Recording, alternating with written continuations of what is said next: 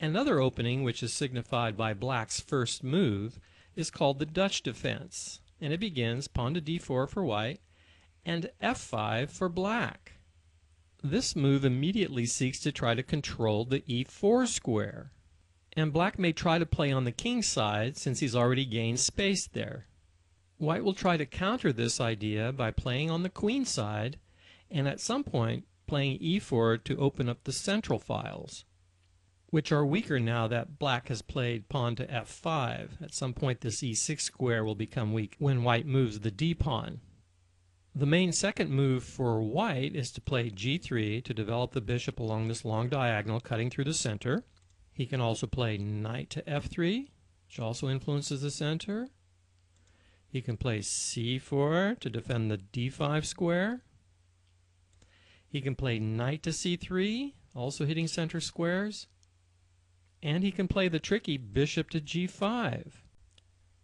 After the main line moves, let's back up here, pawn to g3, black plays knight to f6, bishop to g2, and now black usually chooses between two sub-variations of the Dutch. The first called the Leningrad Variation, which continues with g6, knight to f3, bishop to g7, castle and black castles, pawn to c4,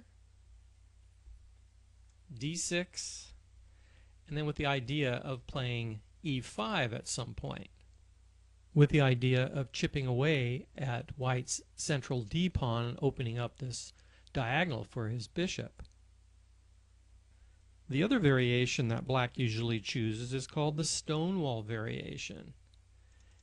And it begins, let's back up here, instead of pawn to g6, it begins with pawn to e6 and continues with knight to f3, developing pieces for castling, and now d5, white castles, bishop to d6 in preparation for castling, c4 attacking the d5 square, and now c6 supporting that square. White plays b3 to support the c4 pawn, and which also allows this bishop to come out along this diagonal, either here or here, challenging this bishop. Black plays queen to e7, preventing this idea of bishop here. And in this variation you can see that black really dominates this e4 square with three pieces, as two pawns, and now the knight can actually enter here. By the same token, however, white can try to use the e5 square. Now let's look at a couple of games and see how the Dutch plays out. This first game between two grandmasters starts out d4, f5, which signals the Dutch defense, pawn to g3, preparation for the bishop, knight to f6, bishop g2 along the long diagonal, pawn to e6, knight to f3, bishop e7 developing in preparation for castling, castles and castles, and this is the Dutch Stonewall Variation, black setting up a strong fortress, c4, queen e8 to remaneuver over to the king side, knight to c3, helping out e4 here for an eventual push, d5, supporting the e4 square, and the knight slides in, activating the light squared bishop, pawn to c6, and we see that black is cramped here. His bishop is blocked by the pawns on the light squares.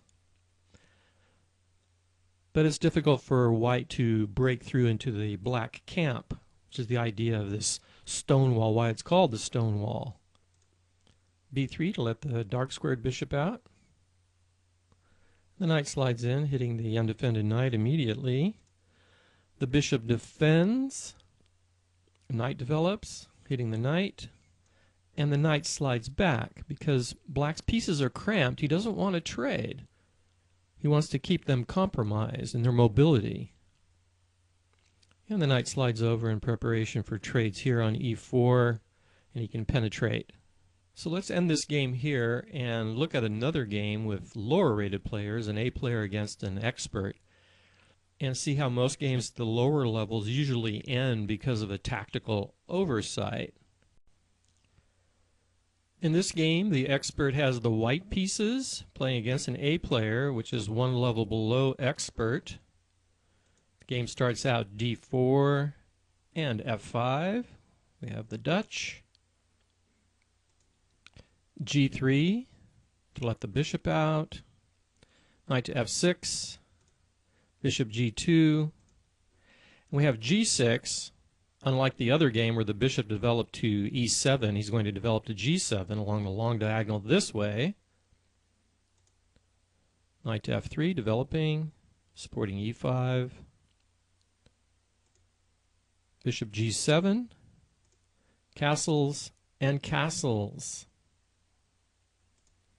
Pawn to b3 to let the bishop out this way. Maybe challenge the bishop here.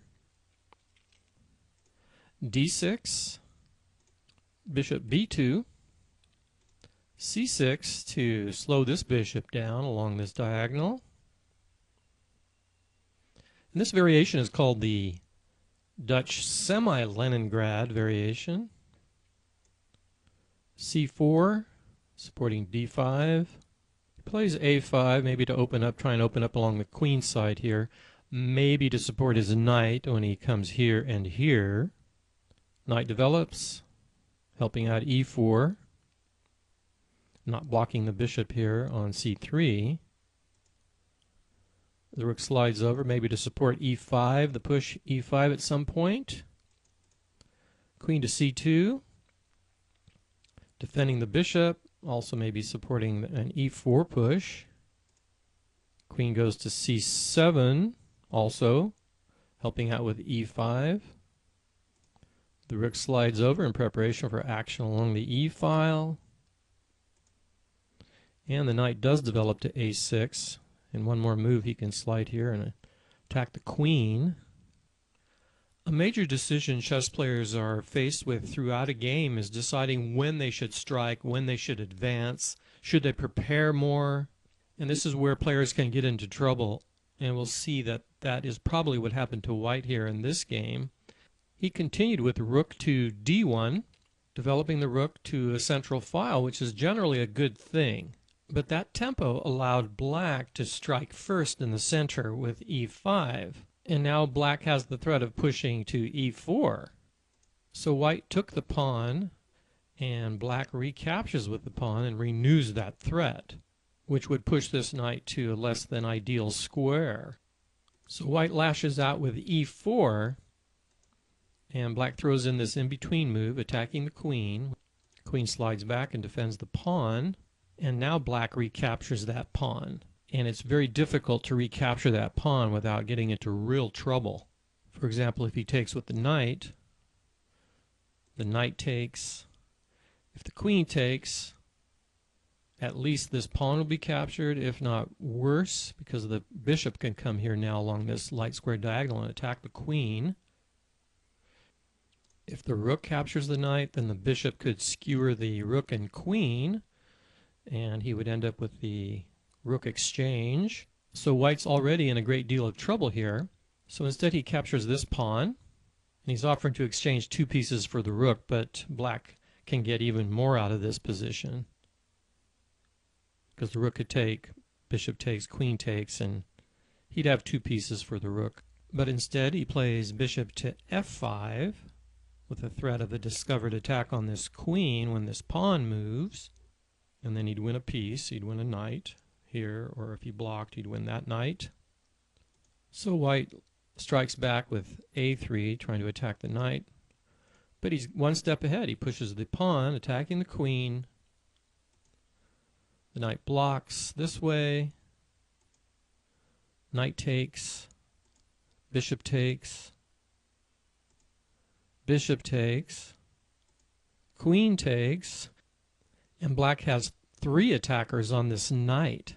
So this knight is lost. So the bishop takes, the queen slides back, because when you're down material you generally don't want to trade, so you have more men to fight with. Pawn takes with check, king takes, and now with good technique black should win. Bishop trades, queen takes, because that's what you want to do when you're up material. You want to trade down so that you're left with an extra piece or pawn in the endgame that can become a queen. Queen checks the king runs, rook takes, now the knight gets out of that and forks the queen and rook, and it's game over, and here white resigned. So in this game, the Dutch, played by a lower rated player, was victorious.